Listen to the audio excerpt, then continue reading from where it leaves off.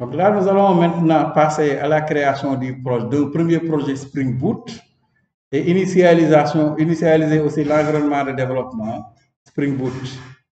Donc pour cela, il faut d'abord installer Eclipse. Normalement, je vous avais demandé de l'installer et vous l'avez déjà, Eclipse Java EE. Une fois Eclipse est installé, il faut aller dans Help, Eclipse Marketplace. Et là, vous recherchez Spring. Vous avez le premier là qui apparaît, Spring Tools 4 ou 5, ou bon, ça dépend de la version que voilà, ou de l'année où vous êtes. Et là, vous installez ce plugin là. Et là, il va nous permettre de faire du développement Spring Boot en utilisant Eclipse. Ensuite, une fois cela fait, il faut créer un projet. Il y a deux manières de créer des projets. Soit vous créez un projet en restant exclusivement dans Eclipse et vous devez être connecté. Ou bien vous allez sur ce site https://start.spring.io et là vous avez l'outil Spring Initializer qui va vous permettre de fournir toute la configuration du projet que vous souhaitez créer. Notamment, quel type de projet vous voulez utiliser? Bon, pour la configuration, Maven ou Gradle, pour les dépendances. Quel est le langage que vous souhaitez utiliser? Java ou Kotlin ou Groovy. Ensuite, quelle est la version de Spring Boot que vous voulez utiliser? Bon, par défaut, il vous coche 2.4.2 et Maven et Java.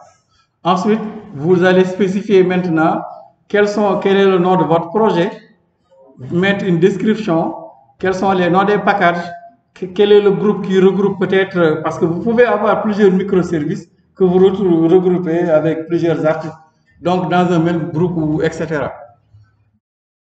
Ensuite aussi, de quelle manière voulez-vous faire le packaging? Sous forme de jar ou bien sous forme de war?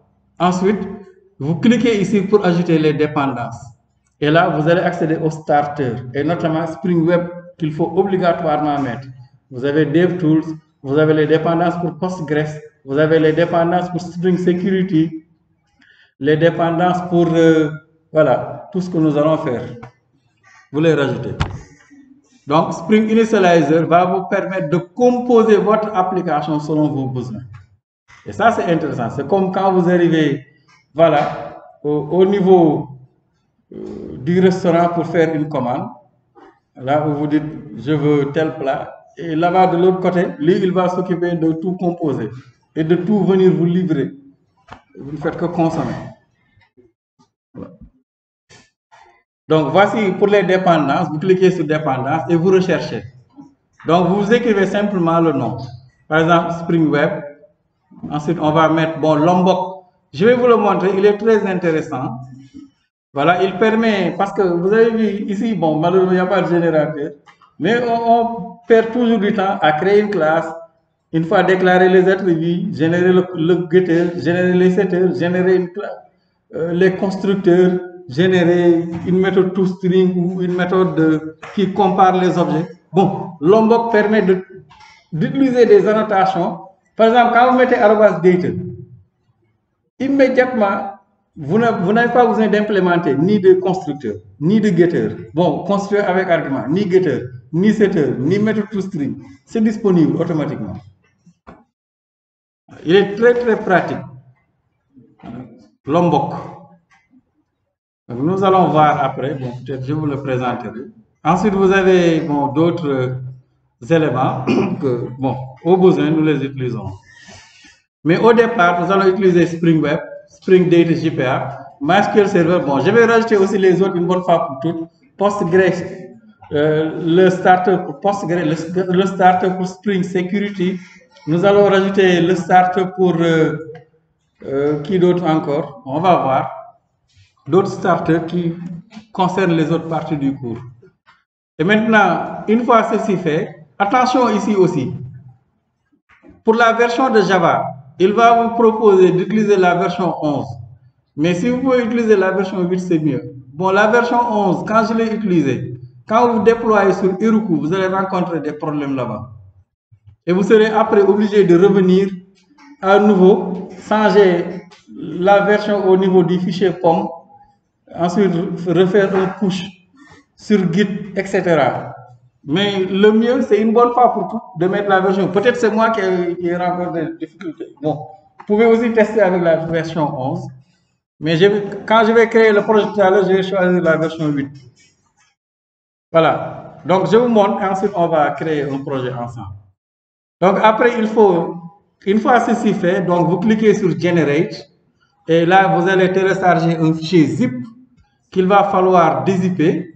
Et voici, vous avez donc votre projet Maven. Et le projet Maven là, il faut l'importer au niveau de Eclipse. Et une fois cela fait, donc vous aurez votre projet. Donc, avec une classe ici, qui est la classe par défaut. Donc, deux fichiers, il y a la classe et il y a aussi un fichier des propriétés qui se trouve quelque part ici que nous allons voir et qui est annoté avec Spring Boot Application. Et l'intérêt de cette annotation, c'est de déclencher la configuration automatique de l'infrastructure Spring. Alors, donc une fois que vous allez voir ici, il va automatiquement donc télécharger toutes les starters, etc., faire toutes les configurations nécessaires.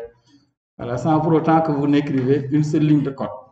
Donc c'est une annotation qui comporte l'ensemble de ces trois-là, configuration, qui marque la classe comme une source de définition donc d'entité, de bin, pour le contexte de l'application. Donc des bins, bon, nous allons en reparler. Donc il n'y a pas que les entités, il y a d'autres bins.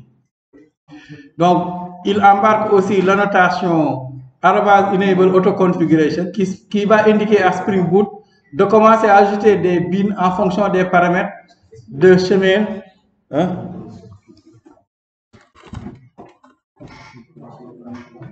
Donc, de chemin de classe et d'autres bins et de drivers, donc des paramètres de propriété. Et enable WebMVC pour une application Spring VC, donc, mais Spring Boot va l'ajouter automatiquement. Et vous avez aussi Component Scan qui va dire à Spring de chercher d'autres composants. Et pour ne pas utiliser Component Scan, je vous conseille, pour tout ce que vous allez créer comme fichier Java, comme package, de le créer dans le package de base. Mais quand vous sortez là-bas, c'est pourquoi certains, vous allez voir, certains, bon, mes amis serrures là, qui vont dormir, vont aller créer des packages dehors. Et ils vont voir que leurs bits ne seront pas visibles. Et ça, pour l'éviter, créez simplement tout dans le package où se trouve la classe qui est décorée Spring Boot Application. Comme par exemple, vous allez voir, nulle part je n'ai utilisé Component Scan. Alors que si vous ne le faites pas, vous allez devoir, si vous créez des packages dehors, etc., vous allez devoir mettre component scan égal et vous mettez donc, voilà. Donc vous allez voir un exemple, je les détaille. Donc, une fois que le projet sera créé, vous allez voir, donc, vous allez au niveau de Maven ici, vous voyez tout ce qu'il a téléchargé comme dépendance. Tout ça, ce sont des librairies qu'il a téléchargées. Et voici donc les starters, notamment donc ici, il est où encore? Donc la version de Java, donc 11 que je vais modifier à 8. Donc vous avez aussi Spring Boot Starter Parent. Vous avez aussi Spring Boot Starter Web, voilà, qui nous sera très utile. JPA, la dépendance et d'autres aussi dépendances. Donc pour l'exécuter, nous allons faire un clic bouton droit après sur le projet Run as Spring Boot App. Bon, quand vous allez l'exécuter, vous allez obtenir un message d'erreur, writable quelque chose. C'est parce qu'il n'y a pas de contrôleur. Et c'est justement ce que nous allons créer après. Voilà, donc nous allons créer donc un premier projet Spring Boot. Bon, puisque j'ai détaillé la création ici sur Spring Initializer, je vais créer le projet en restant dans Eclipse. Donc, je vais lancer Eclipse. Il faut être connecté. Si la connexion ne fonctionne pas, donc ça ne sera pas. Ne mélangez pas les workspaces aussi. Si vous avez utilisé Eclipse avec d'autres types d'applications, créez un nouveau workspace. Donc, ne mélangez pas les workspaces. Et une fois, donc, on attend. Hein? Donc, vous pouvez utiliser d'autres éditeurs, hein, comme IntelliJ, Vous pouvez même faire développement Spring Boot avec Visual Studio Code, etc. C'est juste un choix que donc j'ai effectué. Donc, mais ici, n'oubliez pas, vous devez venir sur Help Eclipse Marketplace si ce n'est pas déjà fait. Et vous installez Spring Tool Suite. Donc ici, au niveau du Marketplace, vous pouvez donc mettre les plugins, vous recherchez STS et vous l'installez. Si vous ne le faites pas, voilà, vous ne pourrez pas. Voilà, donc ici, vous cherchez STS ou Spring Tool Suite ou vous recherchez Spring simplement. Voilà. Et donc, il y a la version 4, je l'ai déjà installée. C'est pourquoi, voilà. Lui, vous voyez, installe.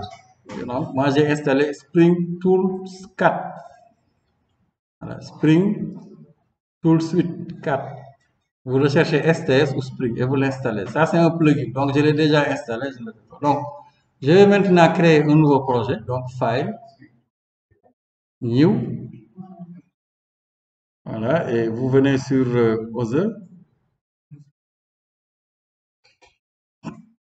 Et ici, regardez, File, New, Other. Hein?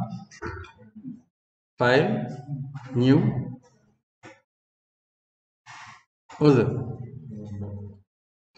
Et là, vous voyez, vous avez Spring Starter Project au niveau du sous-dossier Spring Boot. Spring Starter Project. Surtout pas de import ou d'autres. Ensuite, vous cliquez sur Next. Voilà, et là, donc, il va vous demander les renseignements. Donc,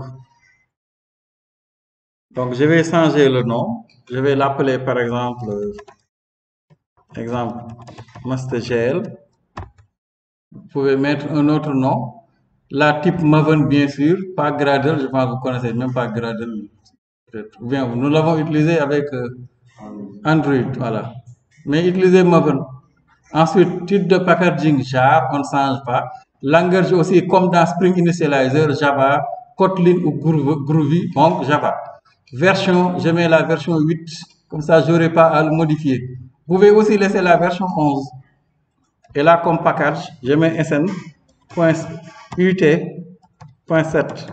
Ça dépend de l'entreprise ou etc. Je vais agrandir la loupe.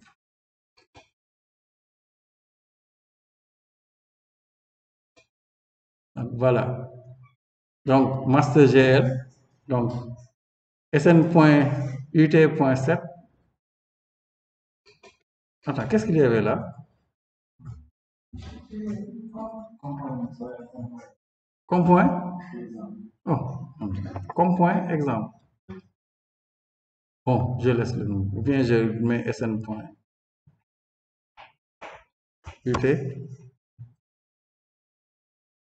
Ensuite, au niveau de démo, là je mets sn.ut.7 pour le packaging. Bon, vous pouvez en rajouter autant que vous voulez. Bon, là c'est le jar qui sera généré après. Donc, artefact, bon, je ne change pas. Et là, je mets par exemple, là, vous mettez une description.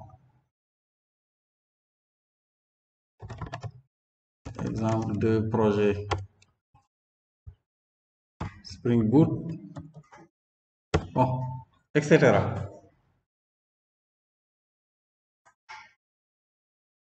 SN, donc là, je mets SN.7 au lieu de deux niveaux au moins, je pense. OK.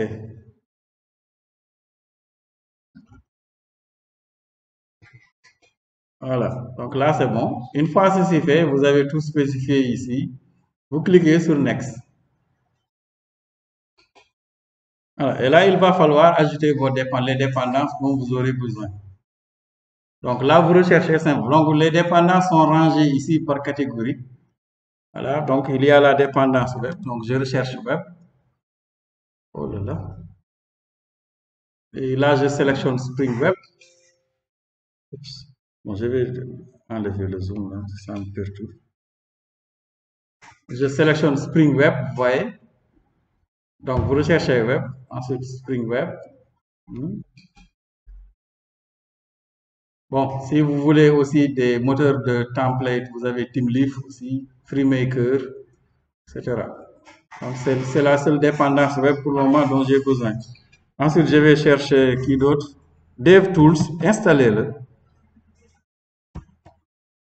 DevTools va permettre de faire du hot reloading. Sinon, nous serons obligés de, à chaque fois modification, de redéployer tout. Avec DevTools, vous faites un seul déploiement. Et à chaque fois qu'il y a des modifications, comme avec Angular, il va automatiquement faire les mises à jour. Donc, rajoutez DevTools.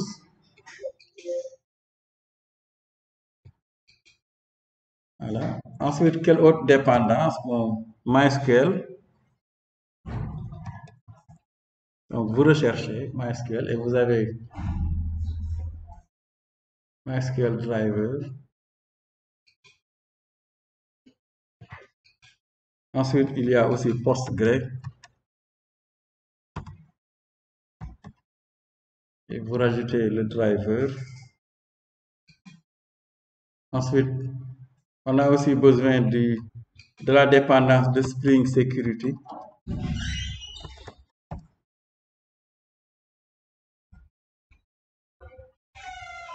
Bon, maintenant là, je ne suis pas sûr. Est-ce que c'est l'OA2 client ou l'autre là? Bon, je coche simplement. Oui, ne le mettez pas. Parce que Spring Security, dès que vous l'ajoutez ici, il va sécuriser l'appli. Bon, rajoutez-le. Mais je pense que dès que cela figure au niveau des dépendances, il va automatiquement tout sécuriser.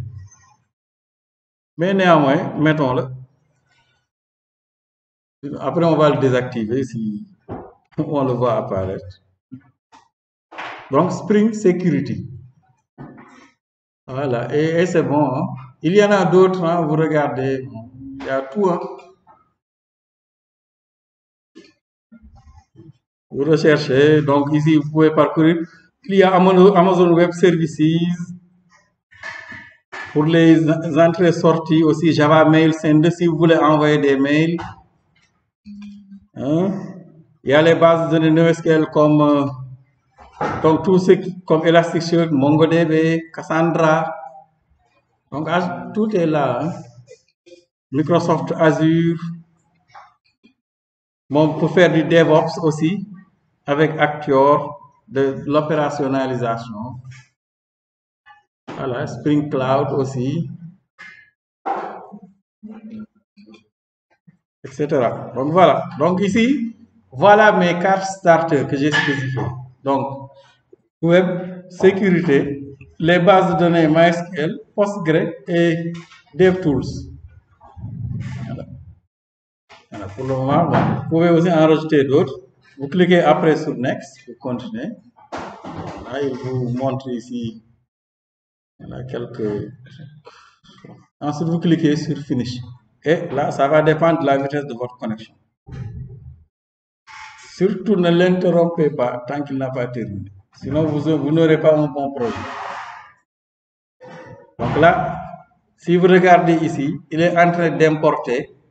Donc, import Getting Start Content. Vous pouvez aussi cliquer là pour voir les détails de l'importation. Et vous voyez, il importe énormément de choses hein, en fonction de ce que vous avez spécifié comme configuration. Donc, voilà, voici le projet qui est déjà créé, exemple MasterGL. Et là, il est en train de tout créer. Donc, on le laisse créer tranquillement sans l'interrompre. Surtout, n'arrêtez pas, même si ça dure longtemps. Ça peut durer très longtemps pour certains. Mais puisque vous utilisez tous les câbles là, peut-être que tout va y aller rapidement.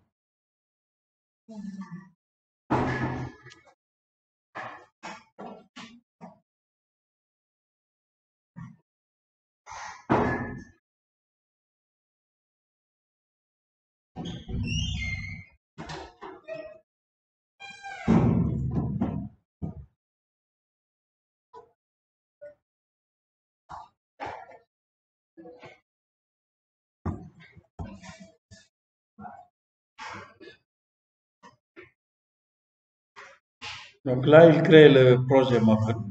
Ensuite, donc, il va effectuer tous les téléchargements nécessaires. Vous voyez les genres là qu'il est entre Spring Core, toutes les dépendances nécessaires.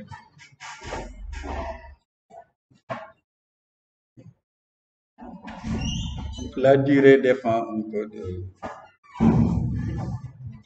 la vitesse de la connexion. En principe, tout devait bien se passer. Donc, à la place aussi, vous pouvez utiliser la page Spring Initializer. A posteriori aussi, vous pouvez toujours aller dans le fichier POM. Et dans le fichier POM, vous pouvez rajouter des dépendances. Et après cela, donc, il suffit de demander à Maven donc, de télécharger et d'installer ces dépendances-là et ça sera au point.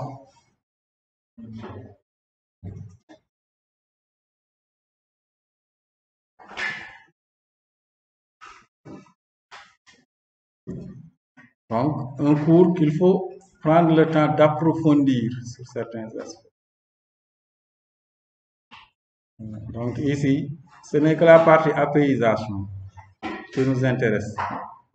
Mais je vous conseille après d'aller sur YouTube ou bien Open Classroom et de voir les aspects qui sont liés aux microservices, à la containerisation et qui ne sont pas compliqués. Parce que l'essentiel, c'est surtout les bases de Spring Boot.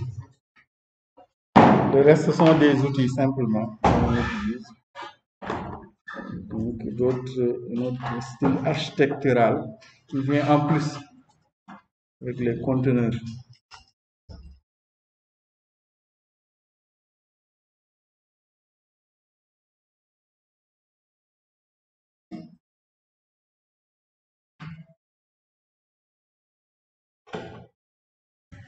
Voilà. Ouais, moi c'est bon. Il a déjà tout téléchargé. Ok. Et là, je vais ouvrir donc mon projet. Donc, il va. Des fois, vous pouvez. J'espère que je ne l'ai pas. Ça, c'est quoi? C'est jaune. Ok. Donc, des fois, vous pouvez avoir un truc rouge aussi au niveau du fichier POM. Surtout quand vous téléchargez à partir de Spring Initializer. Donc, on peut le corriger. C'est simplement dû, je pense, à la version de Maven ou quelque chose comme ça. Donc là, on accède au fichier POM. Donc, si vous avez ce truc rouge là, je pense il y a des changements qui sont à faire, soit ici au niveau de la version du Java ou quelque part. Et donc là, l'erreur va disparaître. Mais malgré l'erreur là rouge qui apparaîtra, bon, vous pourrez toujours exécuter votre projet. Bon, ici, pas de problème parce que c'est lui qui l'a généré. Et si vous regardez ici, donc je vais mettre un zoom. CTRL plus pour faire un zoom dans Eclipse. Bon, je ne savais pas que cette fonctionnalité existait. Et CTRL moins pour dézoomer. Bon. Au lieu, parce que moi, j'allais toujours dans les propriétés pour augmenter la taille de l'écriture. Donc, vous voyez, donc c'est un fichier Maven pour spécifier les dépendances de l'application. Et donc, vous avez Spring Boot Start Parent. Vous avez donc le groupe ID là, la version de Java 1.8 et vous avez l'ensemble des dépendances. Donc, la dépendance pour la sécurité. Ensuite, vous avez Start Web, vous avez DevTools, vous avez MySQL Connector Java, PostgreSQL. Donc, pour les tests, même si nous n'allons pas faire de tests, pour les tests de sécurité et Maven Plugin. Voilà. Maintenant, au niveau de la structure de l'application, donc il s'agit d'une application Java. Donc, vous avez donc le fichier principal qui est l'entrée de votre application et qui est décoré avec Spring Boot Application. Et vous avez aussi un autre dossier ici pour les ressources, surtout statiques. Donc, dans le fichier dossier statique, c'est là où on stocke, si je ne me trompe pas, les images, les vidéos, etc. Template, où vous mettez les fichiers HTML. Et vous avez ce fichier-là que nous allons utiliser fréquemment, qui va permettre de spécifier notamment les propriétés qui vont nous permettre de nous connecter donc, à des bases de données et autres. Donc, pour le moment, ce sont les deux seuls fichiers. Je pense qu'il n'y a pas d'autres fichiers. Et vous avez les dépendances Maven qui sont là. Regardez ici, ce sont des tonnes de dépendances qui ont été téléchargées. Ça permet donc de gérer tout ce qui est relatif à la configuration. Maintenant, vous pouvez exécuter le projet. Ou bien au niveau du fichier, vous faites clic bouton droit Run as. Donc Spring Boot, donc app, là. Et si vous l'exécutez, s'il n'y a pas d'erreur, il va déployer. Donc ici, le serveur d'application vient avec, c'est Tomcat. Et là, vous voyez, il est en train d'exécuter. Donc, il utilise Spring Boot Security. Voici le mot de passe. Lui, dès que vous le mettez, il va commencer à sécuriser l'API.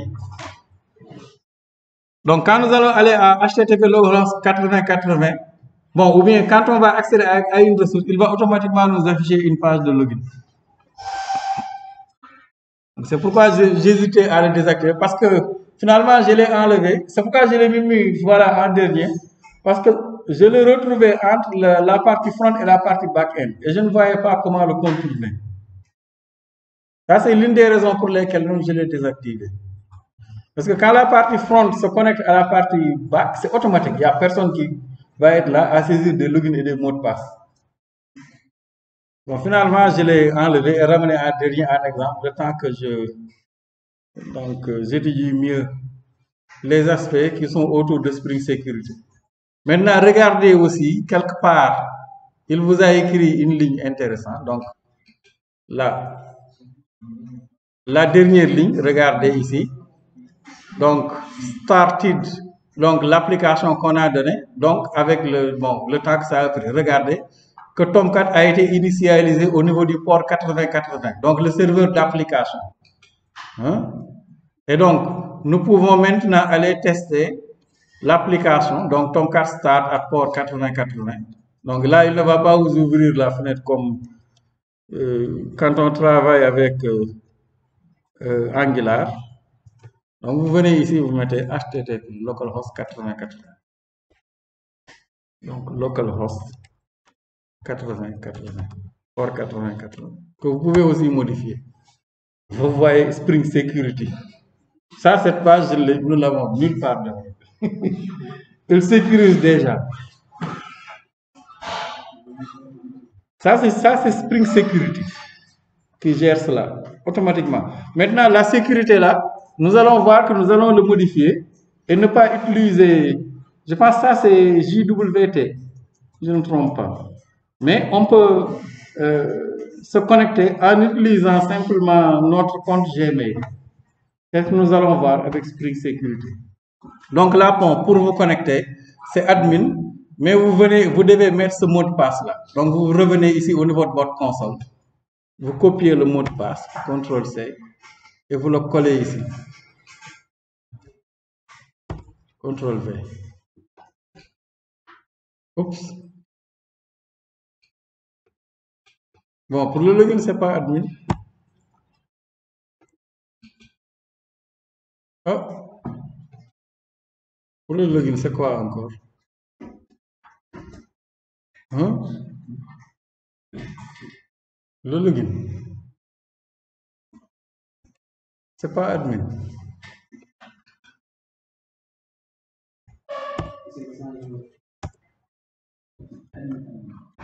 Hein? Non? Non, pas admin. Je ne pense pas. Parce que là, il a géré ce mot de passe pour qu'on l'utilise, quoi. Je vais recopier. Peut-être que le login n'est pas... Ah, c'est admin, hein? Admin ou user? User, voilà. Donc, user admin.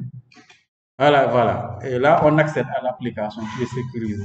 Bon, là, c'est normal. C'est parce qu'il n'y a pas encore de contrôleur. Quand vous avez white label error page, c'est normal. C'est parce que pour le moment, il n'y a pas de contrôleur REST qui traite les requêtes HTTP qui arrivent. Voilà. Et là, c'est ce que nous allons voir dans la partie suivante. Comment rajouter un contrôleur, un modèle d'abord, une classe entité. Ensuite, nous allons configurer la base de données. Vous allez voir aussi que là, On ne crée pas, vous créez la base de données uniquement. Moi, vous pouvez ne même pas créer la base de données. Il peut générer la base de données. Donc, pour l'autre partie, il faut aussi que vous lancez WAMP Server. Et voilà, WAMP Server va entrer. Ou bien la base de données que vous souhaitez utiliser en test, ou bien en développement. Donc, vous voyez, l'application est sécurisée. Chaque fois que vous voulez accéder à 80-80, quand vous êtes connecté et que la session est ouverte, il va vous demander de vous connecter. Maintenant, si vous voulez enlever cela, il suffit de revenir et vous commenter la partie qui concerne le starter sur la sécurité. Et là, normalement, vous voyez, bon, il continue, ça tourne.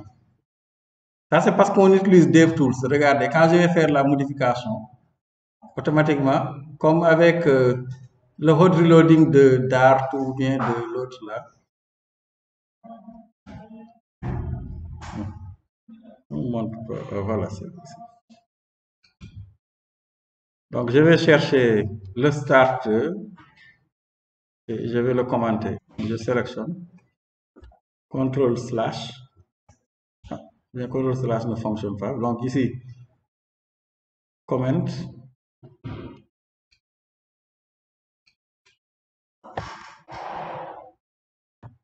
Voilà, je vais mettre un commentaire.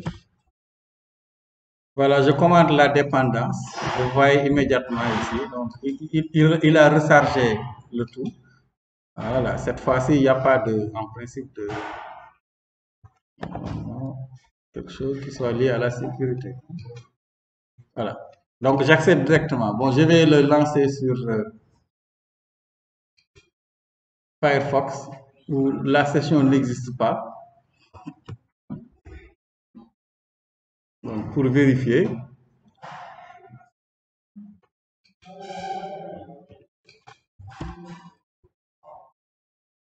Ah, il est toujours là.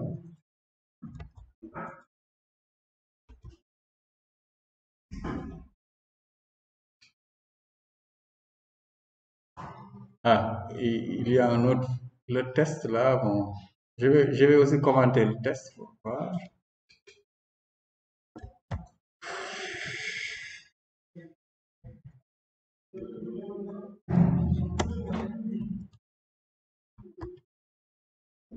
Bon, j'espère que DevTools.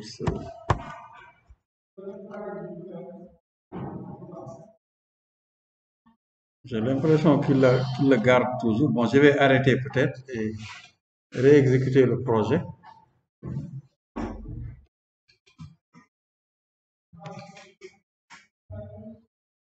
Normalement, ce n'est dit que la présence de la dépendance Spring Security. Et en principe, ici, bon, si on ne voit pas un mot de passe apparaître, c'est bon. Ok, donc c'est bon, il l'a enlevé. Donc, il faut peut-être arrêter et relancer.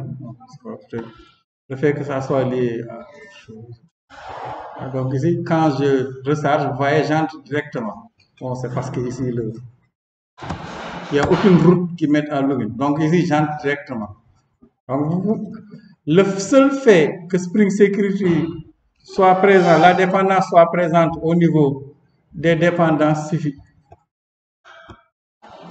Donc je le remets jusqu'à ce qu'on utilise la partie l'autre là et je vais l'enlever à partir du moment où on va donc utiliser la partie Spring, comment ça s'appelle encore, la partie back-end.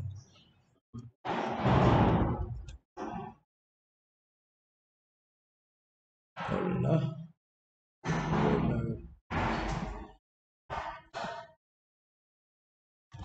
Ok. Donc ici, quand vous obtenez whiteable page, etc., c'est tout à fait normal. C'est parce que Spring MVC, le Spring Boot notamment ici, utilise le pattern MVC, le design pattern, le modèle, l'architecture. Et donc, il vous faut au moins implémenter un contrôleur, peut-être une vue quand c'est nécessaire, et donc un modèle. Si vous ne l'avez pas, donc vous avez ce whiteable page là à cause du contrôleur. Donc nous allons voir après dans la partie là comment est-ce qu'on ajoute donc un modèle dans un premier temps.